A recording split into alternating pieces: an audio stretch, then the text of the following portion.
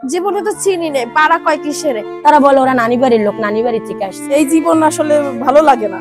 আমরা কি মারপেট থেকে পড়ে কি পতিতলায় আসছি? এখানে আসছি ঠেকে আসছি। মানুষ বাইরে কত সুন্দর ঈদ করতেছে, ঈদের বাজার করতেছে, আমরা তো সেটা করতে পারি না। সারা দেশের ন্যায় পটুয়াখালীবাসীও যখন ব্যস্ত ঈদের কেনাকাটায়, তখন আমাদের হৃদয়ে দাগ কাটে এক ভিন্ন গল্প।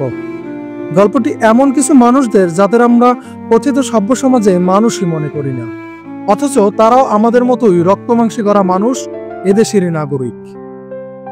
পোকায় ধরা বেগুন থেকে ভালো বেগুনগুলো বেছে বেছে রান্নার জন্য তৈরি করছেন পটুয়াখালী যৌনপল্লীর কর্মী মাহিনুর। এদিকেই হবে আজকের ইফতার ও সেহরি। এভাবেই চরম দারিদ্রতার মধ্য দিয়ে খেয়ে না খেয়ে দিন পার করছেন এখানকার সকল যৌনকর্মীরা। আসন্ন ঈদ উল ফিতরে যেখানে একটু সেমাই রান্না করারই সামর্থ্য নেই তাদের কারোরই, সেখানে নতুন পোশাক কেনার স্বপ্ন যেন এক বিলাসিতা। আমাদের ঈদটা জানি না কিভাবে যাবে। পরিবারের জন্য কিছু কিনতাম, নিজেরা কিছু কিনতাম, সবাই আশা করছি একটা ভালো পরিবেশ ঈদে কাটাবো, অথচ আমাকে তো ভালো পরিবেশ তো দূরের কথা, পেটে ভাতই পড়ে না। এ পল্লীতে পতিতা বিক্রিতে তারা কেউই আসেননি নিজেদের ইচ্ছায় কিংবা মনের আনন্দে। পরিবারের চরম দারিদ্রতার শিকার হয়ে কেউ এসেছেন এখানে, আবার কেউ বা হয়েছেন প্রতারণার শিকার। আমরা তো আসলে এখানে ইচ্ছাকৃতভাবে আসি নাই। আমাদের সমাজের কিছু পশু রূপে যে মানুষগুলো আছে তাদের জন্য আমাদের এখানে আসা। ছোটবেলা থেকে আমি কষ্ট করে আসছি, জীবনে বাবা মায়ের বড় কি জিনিস সেটা দেখিনি। মানুষের বাড়িতে কাজ করে বড় হয়েছি, ভালোবাসা কি জিনিস সেটা আমি দেখছি না। মানুষ আমাদের জন্য যাই, আমরা এখানে আসছি ঠেকে আসছি। আপনাদের মতো পুরুষরা আমাদের এখানে এনে মনে করেন দিয়ে চলে গেছে, কিংবা কেউ ভালোবাসার নাম করে এই জায়গায় নিয়ে আসছে, মনে করেন কেউ বিয়ে করে এখানে থুয়ে চলে গেছে। আপনাদের মতো পুরুষের কারণে তো আজকে আমরা ধ্বংস। বর্তমানে দারিদ্রতার কষাঘাত ও অস্বাস্থ্যকর পরিবেশেই দিন কাটে তাদের। অভিযোগ করে বলেন, নাগরিক হিসাবে তেমন কোনো উল্লেখযোগ্য সুবিধাই পৌঁছায় না তাদের নিকট। এমনকি সমাজের প্রতিটি জায়গায় হন চরম অপমান ও বৈষম্যের শিকার। সরকার থেকে আমাদের এখানে কিছু আসার মতো সুযোগ নাই, তো আমাদের এখানে মেয়েরা পায় না, কারণ আমরা তো দেশের নাগরিক।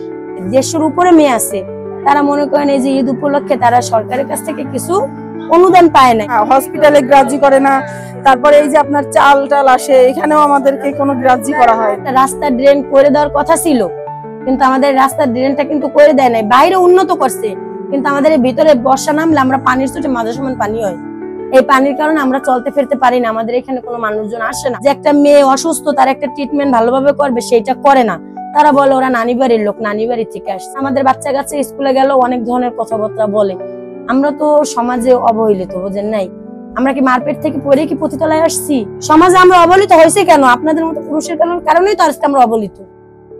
কৈশোর থেকে যৌবনের সকল বয়সটুকু পটুয়াখালীর এই পল্লীতে কাটানো বৃদ্ধারা জানালেন, শেষ বয়সে একটু ভালো পরিবেশে মৃত্যুর স্বাদ গ্রহণ করতে চান তারা।